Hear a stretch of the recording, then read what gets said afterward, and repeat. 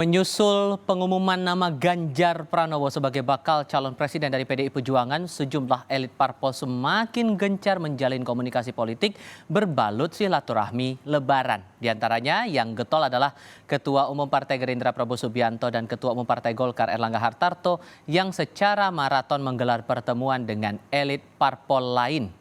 Bagaimana kemudian kita membaca pergerakan politik silaturahmi ini? Kami akan diskusikan hal ini bersama dengan analis politik dari CSIS Arya Fernandes. Mas Arya, apa kabar Mas? Kabar baik, Mas Tifal, apa kabar? Terima kasih sudah bergabung bersama kami. Kami sehat selalu. Anda membaca manuver dari Partai Golkar dan Gerindra ini, apakah betul ini mereka ada sinyalemen untuk berkoalisi, membentuk koalisi baru, atau Anda punya analisis lain soal ini? Baik, Mas Tifal, yang pertama saya ingin katakan bahwa dalam proses nominasi capres dan cawapres kali ini memang bagian yang tersulit saat ini adalah menentukan siapa cawapresnya pada blok koalisi capres ya, ada Pak Ganjar, Pak Prabowo, dan Pak Anies. Dan yang kedua adalah memastikan partner koalisinya atau rekan koalisi partai-partai. Karena koalisi yang sangat dinamis itu dapat mendorong perubahan-perubahan koalisi mungkin terjadi. Kalau untuk capres sebenarnya dalam setahun terakhir, dari setahun yang lalu kita sudah hampir bisa memastikan bahwa ketiganya Pak Ganjar, Pak Prabowo, dan Pak Anies bisa akan maju. Tapi untuk cawapres dinamikanya saya kira sangat kompleks ya dan sangat dinamis ya. Nah, saya kembali ke manuver yang dilakukan oleh Partai Golkar dan Partai Gerindra. Hmm. Nah, dalam situasi di mana pilpres kita akan sangat kompetitif, di mana jarak antara suara ketiga calon ini sangat dekat ya, selisihnya mungkin di kisaran 3-6%. Ya. Belum ada kandidat yang dominan, tentu posisi cawapres akan diperhitungkan betul. Terutama cawapres-cawapres yang dianggap dapat membantu kenaikan suara dan cawapres-cawapres yang dianggap mampu bekerja secara kolaboratif, secara bersama dengan capres terpilih nantinya. Dalam situasi seperti ini tentu saya kira Partai Golkar terutama memiliki opsi yang relatif beragam karena dengan kekuatan 85 kursi di DPR, Partai Golkar dapat membangun komunikasi baik dengan Pak Prabowo atau dengan Pak Ganjar ataupun dengan Pak Anies, ataupun kalau Golkar ingin mengambil pilihan politik yang berbeda, Partai Golkar bersama PAN juga bisa mencalonkan pasangan sendiri gitu. Jadi untuk saat ini pilihan Golkar opsinya relatif sangat terbuka dan banyak ya.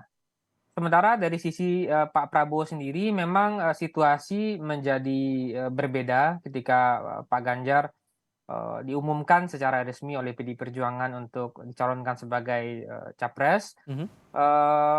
Saya melihat dalam beberapa hari terakhir memang Pak Prabowo tampak lebih aktif melakukan komunikasi politik, terutama untuk memastikan siapa yang sebagai cawapres beliau ya.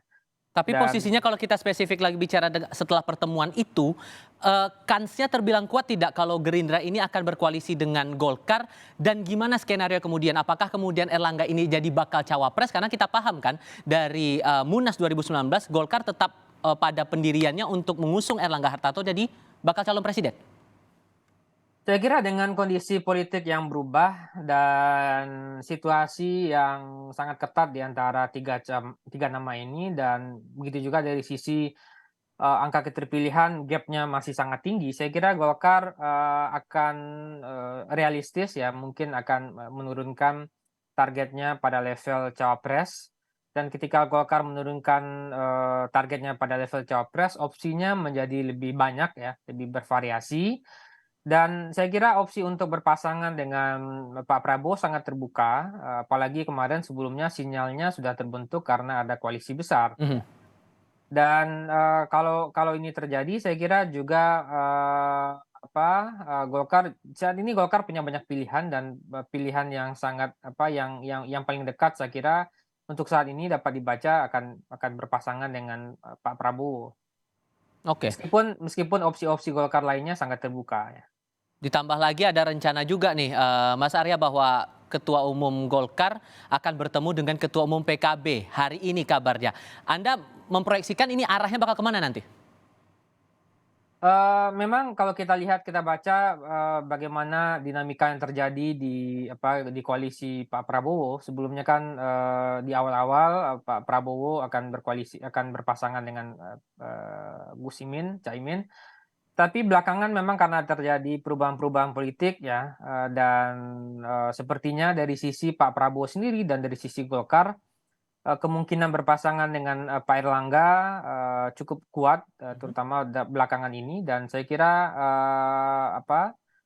tapi itu, saya sendiri sih melihat meskipun peluangnya terbuka, tapi kondisi-kondisi pasangan ini masih sangat dinamis ya, masih masih belum bisa diprediksi dengan sangat presisi, siapa yang akan menjadi pasangan Pak Prabowo, begitu juga Meski siapa yang dinamis akan tapi menjadi kecenderungannya pasangan. kuat atau masih lemah dengan posisi yang ada sekarang? Dinamis, tapi kecenderungannya saya lihat mulai menguat ya, Hmm. terutama, Pak Prabowo, dengan Pak Erlangga, mulai menguat ya, meskipun sekali lagi, ini prediksi dan terbuka kemungkinan-kemungkinan perubahan juga. Oke, Mas Arya, terima kasih sudah berbagi perspektifnya bersama kami di Rumah Pemilu untuk kali ini. Sehat selalu untuk Anda, Mas. Selamat sore.